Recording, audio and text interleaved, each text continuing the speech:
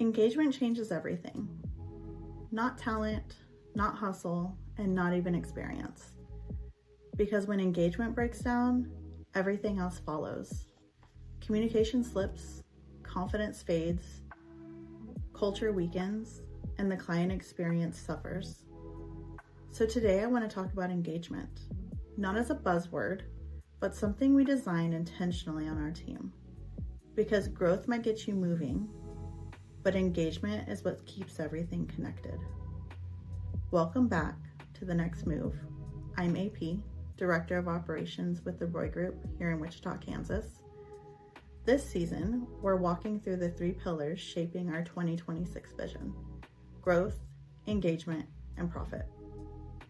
In the last episode, we talked about how growth has a path. Today, we're focusing on the pillar that keeps growth from falling apart: engagement. Before I go any further, I want to reset what engagement actually means, because engagement is often misunderstood.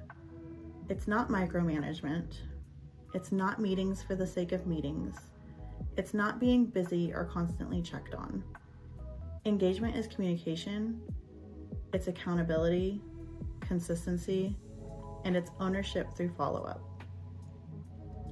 Engagement is how people stay connected to their goals, their team, and their clients.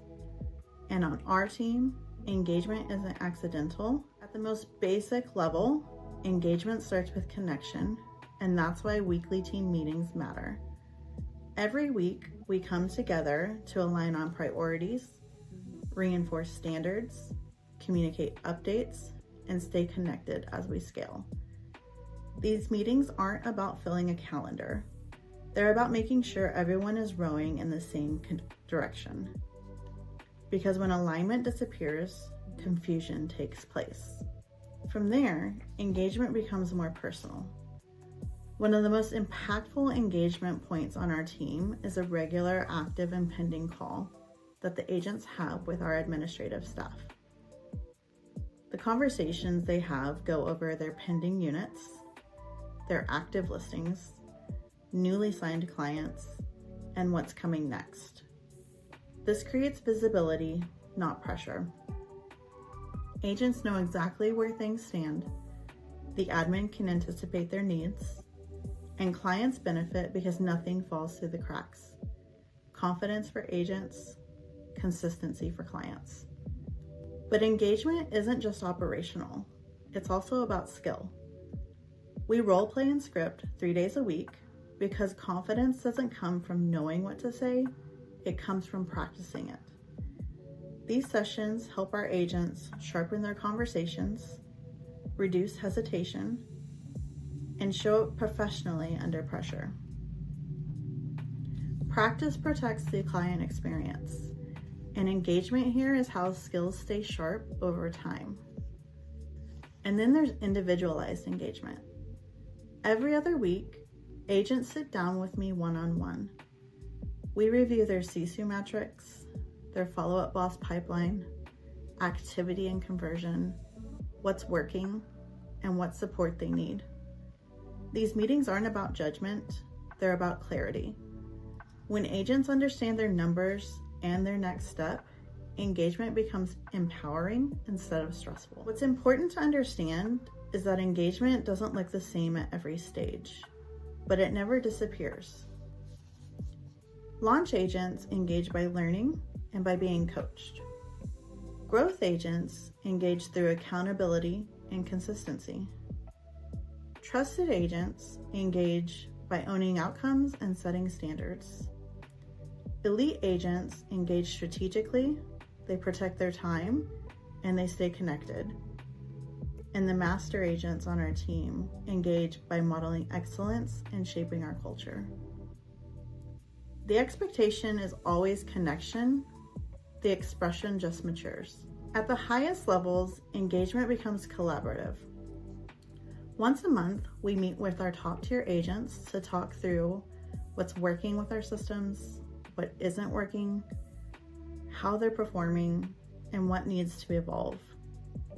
These conversations ensure that our systems grow with the people using them. And behind the scenes, our leadership team meets every week because engagement doesn't start with agents, it starts with leadership. Weekly leadership meetings allow us to address issues early on, align priorities, and make better decisions that support both agents and clients. Engagement has to be modeled before it's expected. Here's what all this means for our clients. Clients don't feel engagement, they experience it. They experience it through faster responses, proactive updates, smoother transactions, and fewer surprises. What clients see on the front end is supported by intentional systems on the back end. That's not accidental. That's engagement at work. Engagement isn't optional here. It protects our growth, it protects culture, it protects performance, and it protects people. We design engagement so no one disappears, agents or clients, because engagement changes everything. If today's episode helped you, share it, subscribe, follow along. We're just getting started. And if you're earlier in your journey or you want hands-on coaching and guidance, be sure to check out Get On Our Path, hosted by our launch coach, Andrea Lefevre. Her tagline says it best: your potential called and it wants direction. Together, these two shows give you the clarity and confidence to take your next step. Whether you're starting in real estate, scaling your business, or redefining your path for 2026.